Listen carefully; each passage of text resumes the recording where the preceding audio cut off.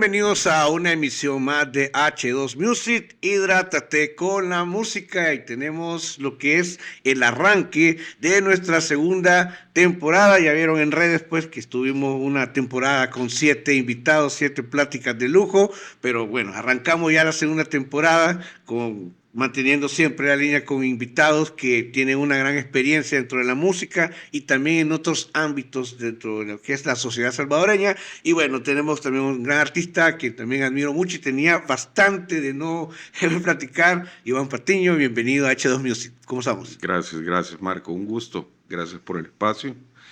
De verdad teníamos ya más de una década, quizás década y media desde la última vez que hablamos. Qué bueno que nos abrís la puerta.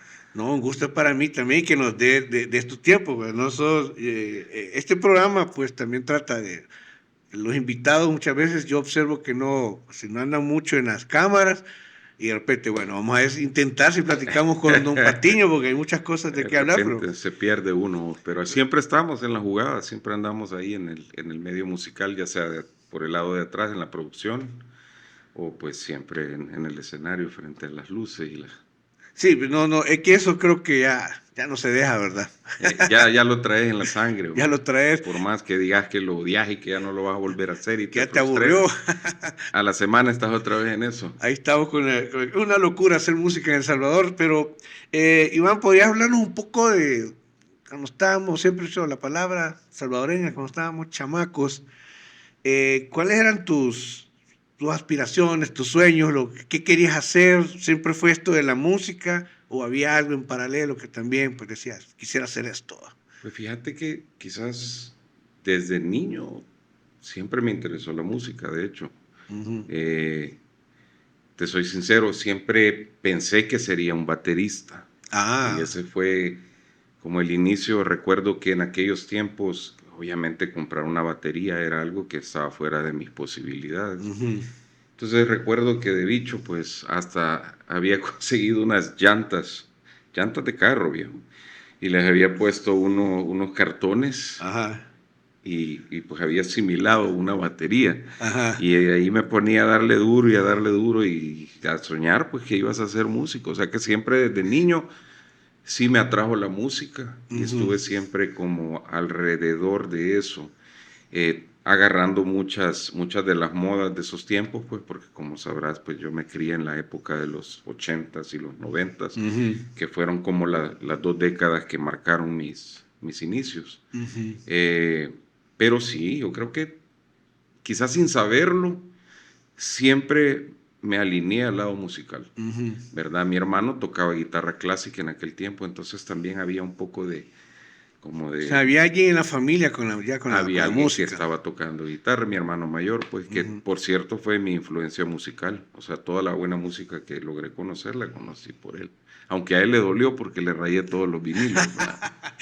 Pero sí. Y hablando de la música, pues siempre está eso de que hay artistas, bandas, solistas, algo que nos impactó de cuando estábamos pequeños y que también en cierta forma, sin darnos cuenta, nos marca algún artista, alguna banda, algo que te impactó, digamos, agarraste un vinilo. Fíjate que sí, de hecho, hay 2 bandas que sí me marcaron y que son las que me metieron dentro de lo que es el rock uh-huh. en sí.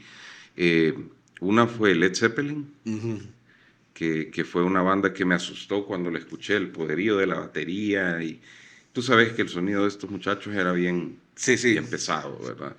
Oía Sabbath fue otra de las bandas que también me asustó y me marcó y me más llamó. Oscuro todavía. Sí, mucho más oscuro, más pesado. Y al mismo tiempo también ponerle que habían bandas como Police, que de inmediato me atraparon. O sea, la rapidez, todo el movimiento de 3 músicos, o sea, cómo lo manejaban, un power trio, uh-huh. que también me marcó. Creo que esas 3 bandas son las que me metieron de lleno en el rock, aunque, como te digo, las influencias que tenía de mi hermano eran muy variadas, porque de repente yo estaba escuchando el vinilo de Zeppelin, y por acá tenía un vinilo de George Benson, uh-huh. entonces también me gustaba. Queen fue otra de las bandas que me gustó mucho, o sea, la voz poderosa de Freddie. Uh-huh. Y pues en sí todo eso era lo que yo venía oyendo. Doobie Brothers, que era una banda que era más como rock sureño, Sí. con ese estilo, pero me encantaba porque era como una mezcla de blues. De hecho, eso fue lo que me empezó a meter en el blues, Ajá. porque yo venía con un blues rock en ese Sí. tiempo, ¿verdad? Mucho antes de cuando entró Michael McDonald y se hizo un poco más mainstream, ¿verdad? Y eso me metió de lleno en el blues, que fue lo que me terminó desarrollando como músico. Y ahí, ¿cómo empezaste ya, pues, ya, digamos, no sé cómo llegaste al bajo, por ejemplo?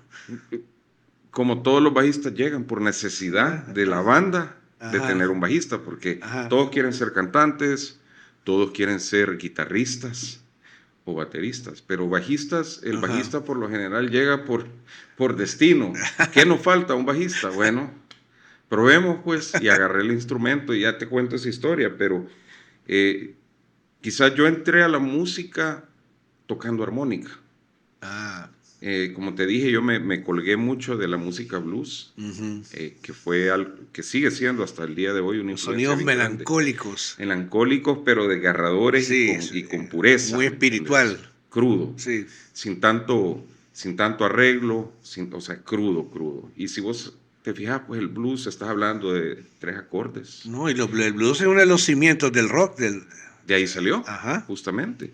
Entonces, hace mucho tiempo, pues yo estuve viviendo en Estados Unidos. Yo me fui por allá por el 89. Estuve viviendo en el estado de Texas, que es famoso también por el rock y el blues también. Y estudiando ahí en high school, por cierto, conocí a muchos músicos, gente joven, amigos, compañeros de colegio. Y con ellos solíamos juntarnos a tocar así en los recreos o al final de las clases en la misma escuela. Y pues ellos llevaban sus guitarras y nos poníamos a como llamear ahí. Empecé con la armónica, porque era un instrumento barato y porque era algo que me llamaba, cada vez que yo lo veía en las canciones de blues, me parecía un instrumento con mucha presencia. Y entonces me compré una y comencé a llamear con ellos, me empecé a meter de lleno, a escuchar. Y pues caí en el vicio de las armónicas, empecé a comprar diferentes tonalidades, porque pues esas así funcionan, ¿verdad? Cada armónica trae su tonalidad, vos compras todas las tonalidades para poder tocar en cualquier canción. Y me desarrollé tocando blues con ellos. Yo tocaba con bandas en El Paso, Texas, llameaba con ellos, me subía y tocábamos 1 o 2 canciones, yo los acompañaba, y así fue como empecé a entrar en la música.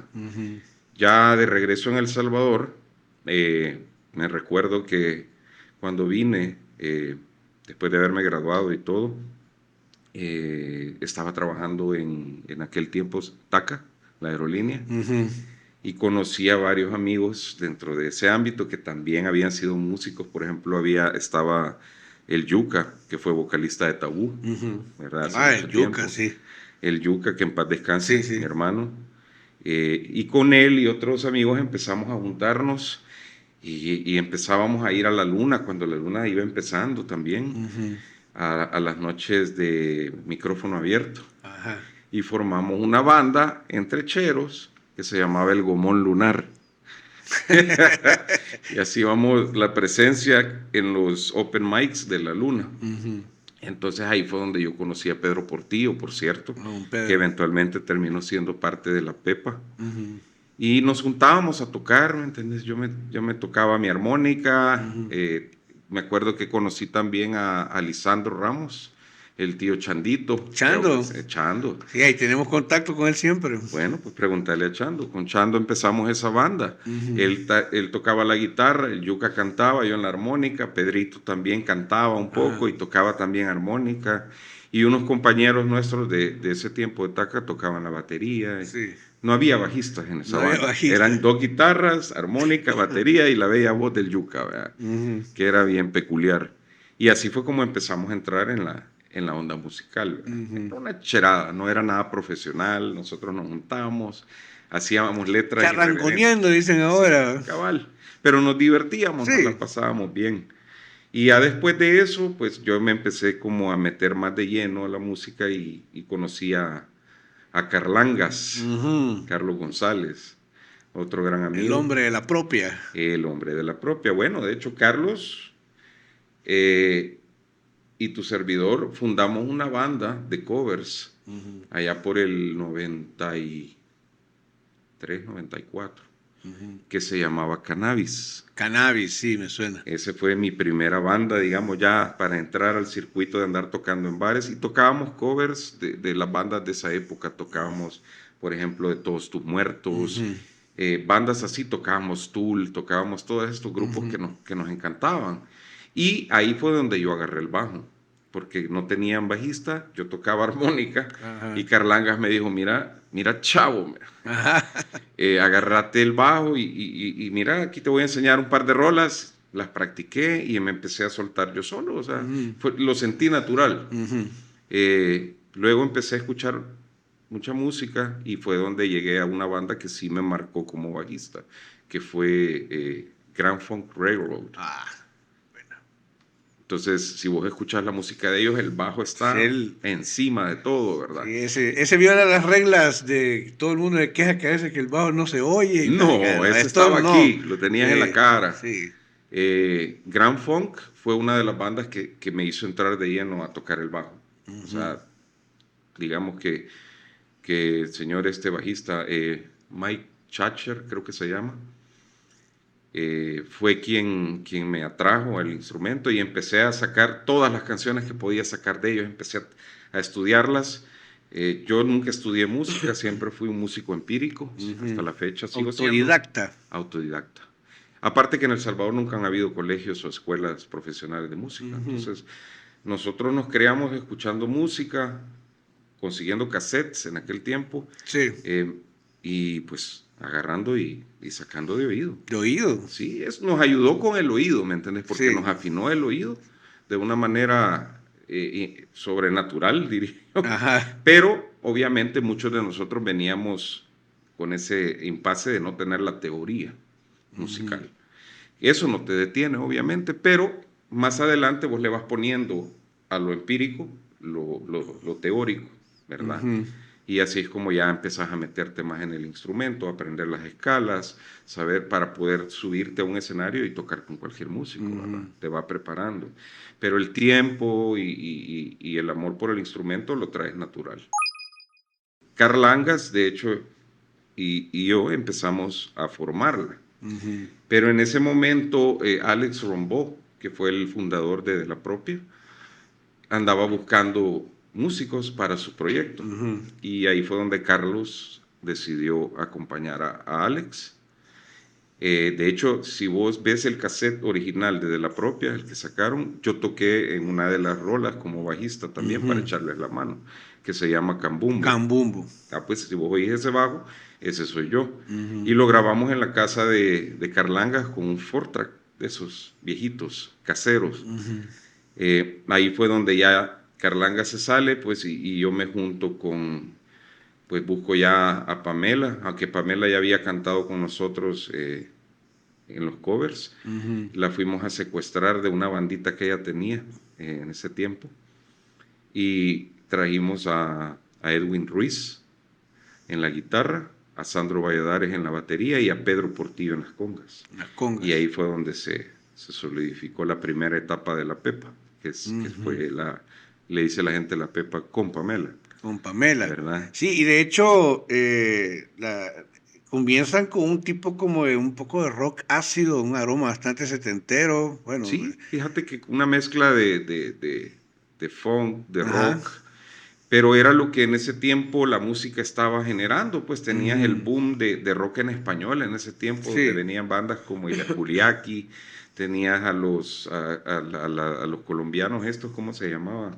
De la Aterciopelados, La Maldita Vecindad. Entonces todo esto era un rock fusionado. Un boom latino que hubo. Latino, pero con fusiones de raíces de cada país, ¿verdad? Entonces nosotros nos influenciamos mucho en eso y gracias a Dios la gente aceptó la propuesta y tuvimos la oportunidad de participar en un montón de festivales como el Salva Rock, el Es Rock, varios que se empezaron a hacer, que era cuando ya el boom, esa etapa del rock nacional empezó a tener ese boom que creo que va a estar muy difícil volverlo a vivir. Y la idea siempre fue la música, hacer música propia. Siempre. De hecho, en esos tiempos nosotros no consideramos andar tocando covers. Ujú. O sea, si vos tocabas un cover en vivo, era solo por quitarte la gana de tocar esa canción específica, pero realmente la gente buscaba el original, no como ahora, que la gente se va a buscar las bandas de cover. Ujú. En ese tiempo, vos ibas a un bar y escuchabas música original. Tenías a los Red tocando por un lado, tenías a Adrenalina tocando por otro, a los Boneyard, o sea, era una cantidad de bandas Sí. que solo tocaban material propio. Sí. Pero esto fue también un fenómeno que iba en paralelo con el otro fenómeno que estaban sonando las bandas nacionales en la radio. Exacto. Había mucho apoyo de las Ajá. radios en ese tiempo. Eso creo que ayudó a conjugar esa etapa que Sí. Y estás los hablando. medios, no solo las radios, sino que Ajá. también los medios escritos como la prensa y el diario de hoy, Sí, también se metieron de lleno a apoyar sí, esos se vieron muy movimientos. buenos No sé reportajes. si te acordás de Planeta Alternativo, Sí. el diario de hoy, que fue uno de los que marcaron un poquito de la historia del rock nacional, porque son los que abrieron un suplemento específico y guiados solo a la cultura alternativa y al rock salvadoreño. Una de las características también de la Pepa, como yo, como fan, que empecé a ir a verlos, era también que no había muchas referencias sobre tener a una mujer en el frente de una banda. Sí, eso fue bastante nuevo en ese tiempo. No nuevo para El Salvador, Ajá. porque fuera del país habían bandas Ah, donde sí. había muchas mujeres, como los Aterciopelados, que estaban Ujú. llevando la banda, pues, pero sí, en El Salvador fue quizás en ese momento la única banda que tenía una vocalista mujer liderando la banda en festivales grandes, Ujú. en movimientos grandes, donde todas las bandas eran de muchachos o de Ujú. hombres. Eso llamó mucho la atención y al mismo tiempo también creo que fue una de las cosas que marcó el declive de la primera etapa de la Pepa, Ujú. desgraciadamente, porque pues cuando vos tenés una mujer como frontwoman de la Ajá. banda, la gente, la cultura machista se empieza a ir por otro lado y empezás como a dejar secundario la música. Ujú. Y creo que eso fue lo que empezó a hacer un movimiento ahí de como resentimiento dentro de la banda y donde empezamos a tener como esos pleitos y esa Ujú. separación, lamentablemente, porque yo creo que el proyecto Sí. era excelente y teníamos, de hecho, MTV Latino nos vino a entrevistar a la Luna y hay una foto de eso, me recuerdo yo, en algún lado está. Ujú. Fuimos de las pocas bandas que tuvimos acceso a ese tipo de noticieros o de informativos. Esa entrevista se llevó a cabo en la Luna después de un concierto y pues desgraciadamente allá por el 99 empezó a decaer, quizás un poquito antes. Ujú. Tuvimos diferencias, Pamela, con el grupo y pues ella decidió tomar su camino Su como camino. solista y nosotros decidimos dar un giro a la Ujú. banda y tomamos el camino a algo más pesado, más poderoso. Ujú. Fue donde empezamos a hacer audiciones para buscar cantantes y pues es donde aparece César Magaña, Ujú, César. ¿verdad? Que se convierte en el frontman de la banda. No sé si César venía, no sé, de los Rosti. Sí Fíjate que tengo, no de los Rosti, había, o había tenía hecho ahí un par de gritos con los Rosti, ajá, aquel. Rusty Kay se llamaba Rosti, en ese pero te, tiempo. te cuento una historia. O sea, en Ajá. realidad quien iba a probar para cantar en la banda era el Res de los Rosti. Ujú. Y el día que él tenía que llegar a hacer la audición, porque hicimos audiciones, me Sí. recuerdo, eh, como que le entró aquel no, yo quiero estar solo con los Rusty, o sea, porque Ajá. no es mi onda esto del rock pesado, Ajá. y nos trajo a César, o sea que él llegó ya con César. Ajá. Y esto te lo digo porque me lo han repetido los músicos de la Pepa. Ajá. Yo no me recuerdo de esto, pero en la audición, bueno, César, con su presencia, su vozarrón, Sí. yo no le quería dar irnos todo el camino a eso, al gutural, ¿verdad? Ujú. Y me acuerdo que yo era el único que no estaba de acuerdo que César se quedara en la banda. Ujú. Y hubo un pleito entre nosotros así en ese mismo momento y al final, pues, o sea, yo siempre he sido de ser práctico, ¿verdad? Para mi bien y para mi mal. Siempre he tratado de ver las cosas de la mejor manera para el proyecto. Entonces Ujú. terminé aceptando Y pues así es como entra César a la banda y empezamos a cambiar ese approach. Ya no era el punk, el jazz o funk orientado, sino Es que que ya también era venía es que también me acuerdo que venía un oleaje de a bandas como Animal, Resorte, traían exacto. esa influencia. Entonces, yo Iba siento, cambiando sí, la escena se musical. subieron en esa ola ustedes en ese Ahí momento. nos decidimos cambiarlo a ese lado. ¿Y cómo sintieron el cambio ya cuando empezaron ya a escuchar cómo se Muy está natural, el fíjate que al musicón? final creo que todos queríamos eso. O sea, nosotros siempre queríamos tener una presencia de banda donde la música era lo principal y Ujú, donde nosotros movíamos a la gente por el contenido musical y ujú, por la fuerza de la música, que era algo que venía bajando en la etapa anterior de la Pepa, porque se ujú, volvió una cosa como que Pamela y la ujú, banda empezó a quedar ujú. abajo, pues cuando la creación musical y todo era, esa magia se creaba por todos. Algo no muy ajeno también a bandas internacionales, pasan esta, Cosas que pasan. aunque si lo ves en retrospectiva, ¿verdad? Creo que tenía que ser así la cosa para hacer esto después. Evolucionó, Ajá. evolucionó de forma natural y eso pues gracias a Dios terminó dándonos el empuje para nosotros lograr todo lo que se logró con la Pepa en la segunda etapa. ¿Qué discos produjeron con la Pepa? El primero, de hecho, fue más que todo un EP con Un la EP. Pamela, donde había un total de grabadas de 3 rolas Ujú. y teníamos material, mucho material para ser desarrollado en el disco que iba a Ajá. surgir, pero ya no llegamos a esa No llegaron en etapa. ese momento. Entonces ese material se perdió, rolas muy buenas, de Ujú. hecho. Eh, pero digamos que el primer disco fue el Hasta Cuándo, ¿Hasta cuándo? que ya marcó la entrada de César y César. mantuvimos solo una canción que veníamos tocando desde los tiempos de Pamela, que fue Juan el Sobado. Ujú. Que ¿Verdad? se Que reestructuró prácticamente. prácticamente la cambiamos, Pedro entró la César. cantaba, ¿verdad? Pedro hacía la narración porque Ah, realmente él te está contando una sí, historia. con su voz ya maestrón, va. Exacto. Ajá. Y ahí en los coros escuchás ya a César entrando a la Ujú, banda y escuchás a Sandro, que era el baterista de la banda, ujú, también haciendo algunos coros. Que en paz descanse, ujú, mi hermanito. Eh, luego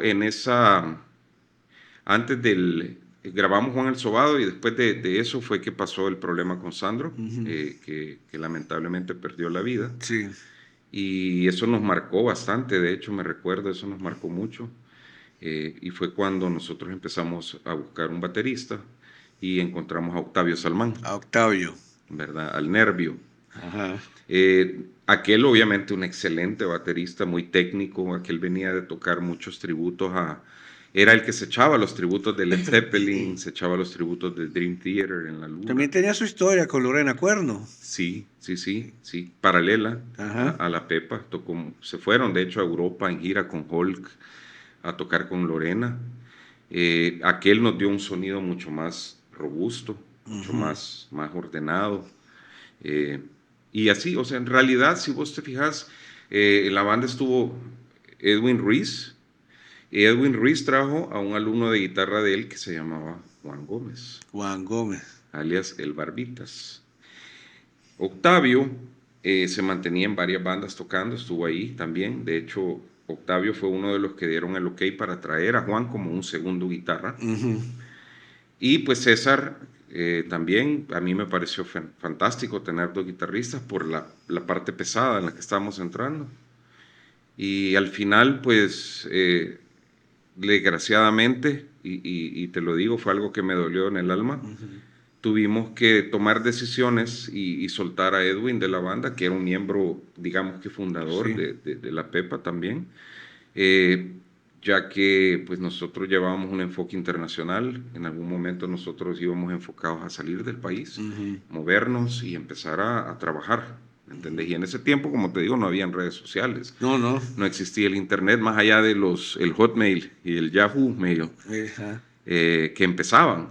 Entonces, en ese momento, Edwin tenía algunas cosas familiares que estaban sucediendo en su vida y era muy difícil que él se alejara de El Salvador, aunque yo sé que él quería hacerlo, pero pues la banda al final se tomó una votación y pues desgraciadamente fue a mí que me tocó decirle a él Ujú. que pues no iba a funcionar. algo que hasta la fecha me sigue molestando mucho. Ahora, gracias a Dios, nos hemos acercado de nuevo, pero nos ha tomado alrededor de unos, ¿qué?, 20 años volver a hablar después de eso. Por el bien de la banda, muchas veces tenés que ser vos quien Pero toma. al final de cuentas, aunque él no hubiera querido, pues no iba a poder tampoco. Iba en algún momento tener que soltarlo. Ajá. Lo mismo nos pasó con Juan Carlos Chavarría. Chavarría. Ya cuando empezamos nosotros a tener las giras en México y a tocar en México, Chavarría, de hecho, fue el baterista que nos acompañó en la primera, después de que Octavio se salió, y le dio un sonido mucho más punch, porque siempre Juan Carlos ha sido un baterista de rock fantástico. Nos abrió la puerta a un nuevo sonido, más pesado, más apretado. Pero después de la primera gira, obviamente, Juan Carlos tenía sus dos criaturas y pues él tenía que pensar en quedarse. Sí. No podía arriesgarse, tirarlo todo, irse con nosotros y dar a la familia tirada, pues. Y nosotros no podíamos tampoco estar conviviendo en México con responsabilidades familiares, porque ni nosotros teníamos para comer en ocasiones, ¿me entiendes? Entonces nosotros fuimos a jugarla y dormíamos en un cuarto que era del tamaño de la mitad de tu estudio, en colchones, nos peleamos en ocasiones por las camas, porque había un par de camitas chiquitas, y así fue como la Pepa se movió en México, y nosotros, te digo, tuvimos una apertura en México muy buena, o sea, la gente nos agarró desde el primer día, a pesar que el nombre de la banda era un poco preocupante en México, porque pues, la Pepa en México significa la parte femenina de la mujer. Ajá. De repente te presentan una banda que se llama así, La y toda la Pepa. gente se quedaba como... Y al final hasta nos hicieron un signo, cada vez que nos iban a ver tocar, todos le hacían así. Y nos volvimos famosos por eso. Ajá. Pero, te digo, nosotros tocamos en los escenarios de México más renombrados, como el Rocotitlán. Tocamos en el Circo Volador, con Kitty, por cierto, le abrimos a Kitty. Sí. Tocamos en el Chopo, que fue uno de esos escenarios donde vos ibas a tocar con el peor equipo, pero la gente o te odiaban o te amaban. Y nosotros tuvimos un buen toque ese día. Mucho sacrificio. Me recuerdo que teníamos que caminar de noche, debajo de las tormentas, para llegar a una terminal de metro, tomar un autobús, caminar bastante, se nos mojaban los instrumentos, pero pues, al final valió la pena. Desgraciadamente, pues hicimos tres giras en México y en la tercera, pues se terminó como quebrando esa unión. Ya para entonces Juan se había salido de la banda. Juan en las primeras 2 giras, pues aprovechó para buscar su desarrollo musical en México, con universidades, y empezó como a apuntar a eso. Y fue cuando Juan decide salirse de la banda. Solo quedaba César como miembro original y tu servidor. Y ahí es donde jalamos al gran Henry Mármol en la batería, que era baterista de apartamento 33 o 32. Y jalamos al Brócoli. Ajá. Que en ese tiempo aquel venía del mero thrash metal de Kavak. Entonces empezamos a trabajar eso para la siguiente gira y ahí fue donde ya llegando a México pues empezamos a quebrarnos. Yo tuve que eventualmente pues poner en la balanza muchas cosas, Sí. basado en la actitud de ciertos miembros de la banda. Nuestro manager era Carlos López, de Santa Ana, no sé si lo conoces, Carlitos López, a quien pues yo estimo mucho porque realmente él fue el otro miembro de la banda, el miembro que no era músico, pero él el miembro que se ganaba a los managers, se ganaba que nos metieran en festivales, o sea, él quizá fue parte muy importante en el desarrollo musical de nosotros, en las conexiones. Entonces, también a Roberto Guidos, que fue nuestro sonidista en la gira, porque nosotros nos íbamos con un sonidista, con nuestro manager. O sea, en esos tiempos las bandas no hacían eso. En El Salvador, menos. Entonces nosotros ya estábamos conscientes que estábamos dando un paso más a irnos a hacerlo más profesional, a irnos mejorando, y no podíamos llegar a mercados internacionales si no teníamos lo mínimo necesario. Y el sonidista es una cosa muy importante, porque vos llegas a cualquier concierto y sabes que vas a sonar bien, que no te van a andar bajando volumen, que no te van a estar haciendo porque también eso de los festivales es algo muy sucio. Sí, hay No quieren que trampitas. no quieren que sones muy bien. Igual aquí también se han ¿Se dado da? casos pues, Vos sos músico, de las bandas. vos sabés. Sí, sí, lo he percibido. Pero de hecho al Brócoli creo que bueno, medio lo vi en un video, creo que En ya el cuando último graban video, Dopado. sí, ahí en Dopado, ahí ves a Henry Ajá, y el Brócoli, que ya es sí, la nueva alineación que estaba en ese momento. sí. Pero ya después de esta etapa de la Pepa, imagino que pues empiezan a buscar también sus propios caminos y aquí vamos directo también a un proyecto que vino después que ya nada que ver con... Bueno, de hecho, te digo, yo siempre tuve un proyecto paralelo a la Pepa. Desde el 99 yo fundé una banda de funk, De Fonca, correcto. ¿verdad? Que se llamaba al inicio, en ese tiempo, se llamaba La Fonconeta y tocábamos en la luna. Y de hecho yo me traía músicos de Adrenalina, me acuerdo que estaba Hugo Fajardo, Hugo, estaba Carlos Walter en la Walter. guitarra, estaba Pamela en la voz, estaba también Carlos Chinchilla de Boneyard, Pedro Portillo, Sandro Valladares en la batería, estaba Carlos Zamora, el vikingo, en el saxo. Tengo una muy buena foto de esos tiempos también. Y eso evolucionó a lo que luego yo llamé el groove. El groove. ¿Verdad? Que hasta la fecha seguimos tocando. Siguen tocando con el groove. Sí, tenemos ya, ¿qué? Más de 26, 27 años de existir. Ha sido la banda más longeva que he tenido. Claro, un proyecto de covers que se dedicó a desarrollar la cultura de ese género musical Del en género. el país. Y pues por esa banda han pasado músicos de William Chena, por ejemplo, ¿te acordás de la salsa y de la cumbia? Hasta músicos de Adrenalina, Hulk estuvo en el groove, Octavio, músicos de Adhesivo de aquel tiempo estuvieron en Los Vientos, o sea, han pasado todos los músicos que te puedes imaginar. Estuvo también La Chacha, La Chacha. que en su momento se llamaban los Horny Horns del groove. Ajá. Y fue una banda bien potente. Sí, Fíjate sí. que nosotros viajábamos mucho a Guatemala, nos llevaban bastante porque les encantaba a la gente eso. Entonces nosotros estuvimos moviendo el funk en Guate, moviendo el funk en El Salvador y hasta en Honduras, pues. Mira, y actualmente, Iván, ya sos, bueno, se puede decir que estás en la onda esta de empresario, de tener una empresa, pero siempre llevas en paralelo tus proyectos musicales. De hecho, estás por sacar música propia tuya, pero estás también con una empresa. Hablando un poco de esta vida de empresa. Bueno, no empresa, mi hermano, porque la verdad que no llegamos a ese nivel, pero fíjate que hace casi 17 años decidí poner un negocito en un lugar que yo le veía mucho potencial, de hecho, que ahora se conoce como el Tunco, o como le ponen aquellos que te cuento, Surf City. Y llevo 17 años con un negocio ahí. También somos emprendedores por el lado que tenemos una línea de rones artesanales de sabores que que ha sido muy exitosa. Y pues esa es como mi parte, digamos que lo que me mantiene, porque pues realmente la música no. Yo te digo, yo empecé a ver regalías de la Pepa hasta hace unos 2, 3 años. O sea, realmente, No, y no creas que miles de millones. No, no. O sea, estamos viendo algo, ¿verdad? Así como Spotify, ¿verdad?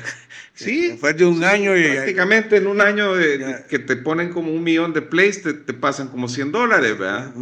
Pero bueno, ya es algo que ahí está, es un legado que vos dejás, pues, y la verdad que yo sí me siento muy orgulloso de haber sido una de esas bandas que dejó en la historia de la música por lo menos una rola que sigue siendo hasta el día de hoy el estandarte de la banda, que es Juan el Sobado. Sí, pues. Juan el Sobado, correcto. Tengo gente que me escribe todavía en las redes sociales, algunos se quejan, ¿y por qué le están haciendo canciones a las maras? Pero no entienden que esto no existía en las maras. El contexto era diferente. O sea, nosotros, se puede decir que en esa canción estás como viendo el futuro de lo que iba a ser en El Salvador. Si vos escuchás la letra y te pones en ese año, en ese año no existían las maras. No, y de hecho, cuando la escuchamos ya en la época de Bichos, no nos pasaba por la cabeza. Para nosotros era una historia cómica, en cierta forma, ¿verdad? O sea, vos veías que venían deportados. Y a los deportados algunos les decían homies. Pero el fenómeno a lo que se convirtió y al problema que esto acarreó a la sociedad salvadoreña, o sea, nadie lo pudo ver venir. ¿verdad? Pero en la canción, si vos escuchás la letra de Juan el Sobado, es como que estás prediciéndolo. No sé si has tenido la oportunidad de ver, escuchar de lo que está actualmente sonando en El Salvador y cuál es tu opinión sobre estas nueva ola de bandas que han estado también. Pareciera que fueran aquellos tiempos, pero hay algo que no encaja No ahí. encaja. Ujú. Mira, yo creo que hay propuestas ahí que tienen muy buenas ideas, muy buenos conceptos. Sin embargo, creo que la actitud de los músicos es muy arrogante. Ujú. ¿Me entendés? Porque yo le puedo aceptar ese tipo de garbo a una banda de renombre como Adhesivo. ¿Me Ujú. entendés? Porque Adhesivo ha pagado el derecho de piso y creo Sí. que es una de las bandas más antiguas que Ujú. hasta la fecha sigue llenando auditorios. Ya no Ujú. tocan en bares. Todos hablan de una palabra, usan la palabra disciplina y buscar ser profesionales, que muchas veces chocó con nuestro entorno cultural o nuestra idiosincrasia, y vos mismo me lo dijiste, a veces pues era un pecado que uno exigiera cosas técnicas, esto y esto y lo otro, pero era parte Sí, de. fíjate, de hecho esa era una de las razones porque mucha gente nos veía a nosotros en la Pepa como engreídos o como agrandados. Ujú. Pero nosotros desde el primer día en que hicimos ese cambio después de Pamela decidimos vamos a hacer las cosas bien. Ujú. Si vamos a sonar bien, vamos a necesitar que se cumplan ciertas cosas para que nosotros nos subamos y toquemos. Ujú. Y siempre había un teje, un jale y un encoge con los encargados de generar los conciertos. ¿Verdad? Me Ujú. acuerdo con Nelson Erazo, que empezó con los Guana Rocks, que siempre había eso. ¿Verdad? Nosotros teníamos que poner nuestro rider Ujú. técnico para subirnos y tocar. ¿Por qué? Porque eso garantizaba que el show iba a ser lo que la gente esperaba. Ujú. Y luego, pues, la actitud de la gente y la actitud de la banda compaginaba y ahí es donde estallaba lo que todos buscaban, pues, ¿me entiendes? Ujú. Pero en aquel tiempo te veían mal si vos hacías eso, porque la gente estaba acostumbrada a llegar a tocar con lo que le ponían. Muchos, el famoso toque por cerveza, que Ajá. todavía algunas bandas lo hacen, Sí. desgraciadamente. Creo que como músicos debemos de respetarnos, ¿verdad? Ya no dejar que estos venues, no voy a mencionar nombres, dejen de Ujú. abusar bueno, ¿querés tocar o no? ¿Verdad? Ujú. Si no, no toques. Es que hasta arcaico se escucha eso, porque Sí, eso ya trae una cola de una años. actitud primitiva Sí. y tosca por parte de esta gente que ni siquiera sabe apreciar la música. O Ujú. sea, están viendo el beneficio monetario, obviamente, pues. Pero gracias a Dios, después de la luna se abrió un escenario que para mí ha sido como el lugar donde los músicos se respetan, Ujú. donde el músico puede tocar sin miedo, y esa ha sido la guitarra en Ujú. Playa del Tunco. Imagínate, si tú quieras hasta la playa del escenario, Ujú. ¿verdad? Y eso es pues, gracias al dueño, a Javier Rivas, que abrió el escenario para las bandas, y él pues lleva de todo. Lo importante es que un dueño de negocio vea los dos lados, Ujú. el beneficio económico del local, obviamente, Ujú. pero también que vea que está desarrollando Ujú. cultura. Sí. Y mientras los dueños de bares solo vean el dinero, entonces nunca va a haber un desarrollo cultural. Y esa es parte también de lo que pasó en los 90 que ahora no pasa. Entonces yo siento que hay bandas allá afuera que son muy buenas, nuevas. Siento que la actitud de esos músicos está siendo un poco arrogante. Y yo digo, bueno, está bien, vos sos el músico, salí, da tu alter ego, sube pues y Ujú. demostralo, o sea, vestite de acuerdo a la parte que estás mostrando. Pero también debe haber cierto tipo de humildad, porque ya cuando vos te subís y tocas, ok, o sea, no están tan socados. Ujú. Ok, este chavo no canta muy bien. Bueno, pero entonces bájenle un poquito. Ujú. Y empiecen a trabajar. Iván, háblame de lo que ya estás por sacar. Estás con un Pues proyecto, sí, fíjate un que adelanto o algo. ahora la IA, que es lo nuevo, Ujú. muchos músicos la detestan. Yo en lo personal soy una persona que le gusta agarrar la nueva tecnología, así como en aquellos tiempos me acuerdo que todos decíamos, no, queremos grabar en cinta, no queremos grabar en digital, porque Ujú. eso no suena igual. Y ahora, Ajá. pregúntame, todo el mundo graba en digital. La IA es una herramienta grande para un músico. te ayuda a hacer maquetas, te ayuda a desarrollar ideas. Cuando vos topás y tenés un bloqueo mental y ya no puedes seguir creando, la IA te pasa ese bloqueo de forma rápida. Y no significa que vos estés haciendo trampa, significa que estás usando una herramienta que te ayuda a mejorar tu música. Es más, te da el sonido y la producción que quizás un músico en El Salvador es muy difícil de conseguir. Sí. Entonces, viene este disco, el proyecto pues está bajo el nombre Patiño. Patiño. Y eventualmente se va a presentar en vivo. De hecho, estamos trabajando con Luis Mena. Luis Mena. Guitarrista que estuvo con Virginia Clem. O bueno, bajista. Todavía Virginia está. Clem. De hecho, Paul Quijada, el bajista de Araña, es una de las voces que va a estar a cargo de este disco en vivo. O sea, él me va a cantar, o sea, los dos cantamos. La idea es que entre los dos toquemos bajo también, o sea, 2 bajos, dos guitarras y una batería, ¿verdad? El proyecto, como te digo, Patiño, y la banda se llama Black Lotus. Black Lotus. Casi ese es el nombre de la banda en vivo. 7 canciones, un EP, vamos a ver qué tal. Espero que en algún momento pues tengas la oportunidad de escucharlas, ¿verdad? Ya estoy casi por lanzarlas, viendo detallitos pequeños, y eventualmente pues ya estamos ensayando. De hecho, está el Mono en la batería, El Mono, está Paul, que estaría en voz y bajo eventualmente, pues tu servidor en voz y bajo, y Luis Mena ahorita en la guitarra, y todavía tenemos pendiente el siguiente guitarrista. Tenemos un par de personajes de la vieja escuela en mente, y espero pues que la gente la disfrute, porque yo estoy volviendo a mis raíces con este disco. Estoy tomando todas mis influencias del grunge, que fue una de mis etapas queridas.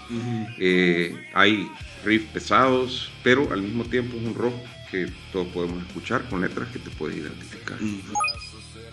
Agradezco que hayas aceptado la invitación. Siempre es un honor pues compartir aprendemos toda la producción, mucha de lo que hablan músicos, productores, y de gente como vos decís, pues que ha sudado la camiseta, ¿verdad? Entonces, Sí. y si a las generaciones de músicos, gente que nos está viendo, sirve, pues seguimos haciendo en este podcast, esta entrevista, un aporte para el que quiera aprender y pues Excelente. replantear sus líneas. Yo te agradezco la oportunidad. Realmente, como te digo, yo me he alejado mucho de las bambalinas y el escenario, pero sí agradezco, Marcos. Teníamos bastante de no hablar, desde el 2007.